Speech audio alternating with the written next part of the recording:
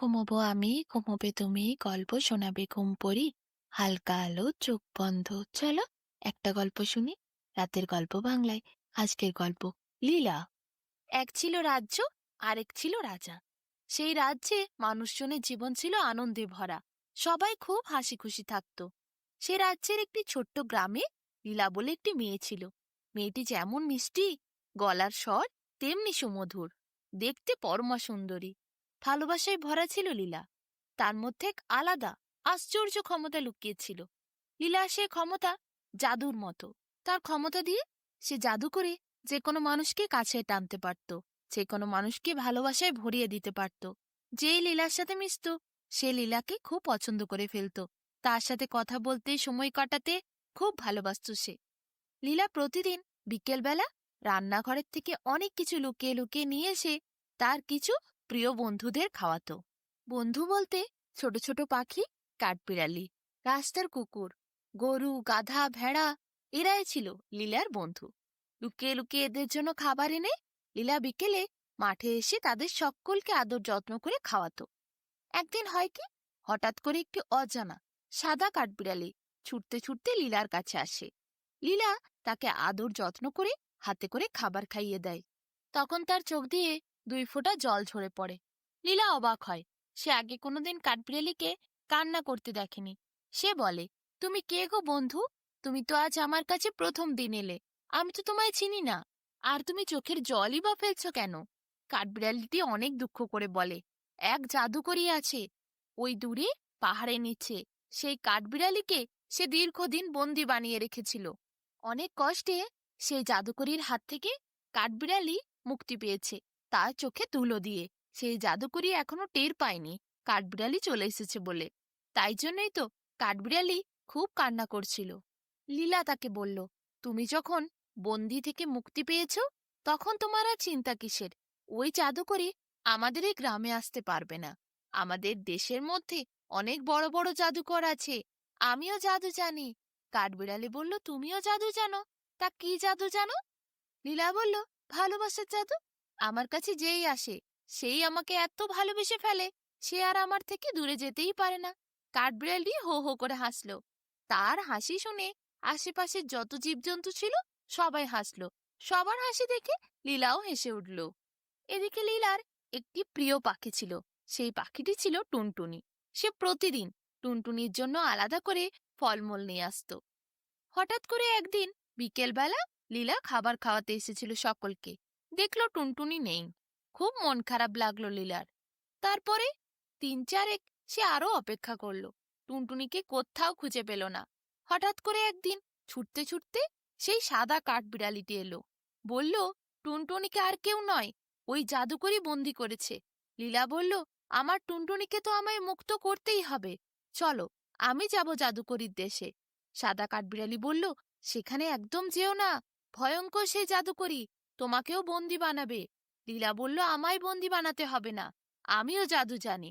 আমাদের গ্রামে অনেক বড় বড় জাদুকর আছে। তাদের কাছ থেকে আমি জাদু শিখেছি। আমি কোনো মতেই ভয় খাবো না ওই জাদুকরীকে। চলো, আমরা সবাই যাব। লীলা এরপর সাহসের সাথে নির্ভীকভাবে হাঁটতে শুরু করলো জঙ্গলের রাস্তা দিয়ে। তার সাথে সাথে তার যত গরু, ভেড়া, কুকুর, কাঠবিড়ালি, পাখি সবাই যাচ্ছিল। সাদা কাঠবিড়ালিটি সেও যাচ্ছিল ওই টুনটুনিকে ছাড়ানোর জন্য। এরপর কি, তারা এসে পৌঁছলো পাহাড়ের পাদদেশে একটি ভীষণ বড় ভয়ঙ্কর রাজমহলের সামনে। সাদা কাঠবিড়ালিটি রাজমহলটিকে দেখে অত্যন্ত ভয় খেল। বলল, আমি আর যাব না। আমি অনেক কষ্টে ওই রাজবাড়ির থেকে মুক্তি পেয়েছি। ভয়ঙ্কর ওই রাজপ্রাসাদ, দেখেই ভয় লাগবে। ভালো করে চেয়ে দেখল লীলা, কালো রাজপ্রাসাদ। কি বিশাল বড় বড় স্তম্ভগুলি! আকাশকে ভেদ করে সেই স্তম্ভগুলি কোথায় যে গেছে কিছুই খুঁজে পাওয়া যাচ্ছে না। নিচের থেকে তাকিয়ে শেষ প্রান্ত দেখতেও পাওয়া যাচ্ছে না। লীলা কিন্তু ভয় খেল না। সে কিন্তু বলল, তোমরা এখানে আমার জন্য অপেক্ষা করবে। তোমরা কেউ ভেতরে প্রবেশ করবে না। সাদা কাঠবিড়ালি সকলকে সুরক্ষা দেবে, সকলকে পথ দেখাবে। কোনোভাবেই কেউ যেন ভেতরে প্রবেশ না করে। আমি যাব, জাদুকরীকে হারিয়ে আমি আসব, তারপর তোমরা সবাই আমার সাথে যাবে। সাদা কাঠবিড়ালি ও বাকি জন্তুগুলি এরপরে সেই ভয়ঙ্কর রাজমহলের বাইরে একটি গাছের নিচে অপেক্ষা করল। লীলা একাই হেঁটে চলল সেই ভয়ঙ্কর রাজপ্রাসাদের মধ্যে। কি ভয়ানক দেখতে সে রাজপ্রাসাদ! ঘুরঘুটে কালো অন্ধকার, তার ওপরে যেন কালো কাঁচ লাগানো, কোথাও কালো কালো পাথর দেওয়া। ভয়ঙ্কর দেখতে, কালো ছাড়া যেন অন্য কোনো রঙই নেই। এ কিরকম! কেমন দেখলেই ভয় ভয় লাগে। তবুও লীলা নির্ভীকভাবে সেই রাজবাড়ির মধ্যে প্রবেশ করল। যেই লীলা রাজবাড়ির মধ্যে প্রবেশ করল, দেখল একটি অনেক বৃদ্ধ মহিলা কালো রঙের বস্ত্র পরে মাংস ছিঁড়ে ছিঁড়ে খাচ্ছে, আর তার সাথেই কয়েকটি শকুন বসে বসে একই সাথে তার থালাতেই খাবার খাচ্ছে। কি ভয়ানক দৃশ্য! দেখলেই গায়ে কাঁটা দেয়। লীলা কিন্তু একটুও ভয় পেল না। সে কিন্তু রাজবাড়ির একটি স্তম্ভের পাশে লুকিয়ে পড়ল, যাতে তাকে কেউ দেখতে না পায়। লীলা আশেপাশে কয়েকটি লুকিয়ে লুকিয়ে ঘরে ঘুরল। দেখল অজস্র জন্তু জানোয়ারদের সেখানে বন্দি বানিয়ে রাখা হয়েছে। সবাই আর্তনাদ করছে, চিৎকার করছে। আর সেই আর্তনাদ শুনে হো হো করে মাঝে মধ্যে হেসে হেসে শকুনদের সাথে বসে খাবার খাচ্ছে সেই বৃদ্ধ মহিলা। লীলার হঠাৎ চোখে পড়ল সেই রাজবাড়ির একটি কক্ষে রাখা রয়েছে একটি ভীষণ বড় ডিমের মতো দেখতে সোনার মণি। মণি, অথচ সোনার তৈরি। এরকম অদ্ভুত জিনিস কোনোদিন আগে দেখেনি লীলা। সে কিন্তু যেই দেখল সেই আলোটিকে অনুসরণ করে সেইখানে গিয়ে পৌঁছল। যে লীলা সেই কক্ষের মধ্যে প্রবেশ করেছে, অমনি নিচের থেকে সজোরে চিৎকার করে জাদুকরি বলল, কে রে ওই কক্ষের মধ্যে প্রবেশ করেছিস? আমি বুঝতে পেরেছি। লীলা তখন অত্যন্ত ভয় খেয়ে গেল। সে ভাবল এই হয়তো জাদুকরি তাকে ধরে ফেলবে। তাড়াতাড়ি গিয়ে সে ছুট্টে ওই মণিটাকে হাতে নিয়ে নিল। সোনার মণি যেই হাতে নিয়েছে, অমনি জাদু করে সেই কক্ষের সামনে উড়ে এসে দাঁড়ালো আর বলল, আমার সোনার মণি ছেড়ে দে, না হলে আমি তোকে মেরে ফেলবো। তুই কে রে মেয়ে? এই কক্ষের মধ্যে প্রবেশ করার সাহস কি করে করলি?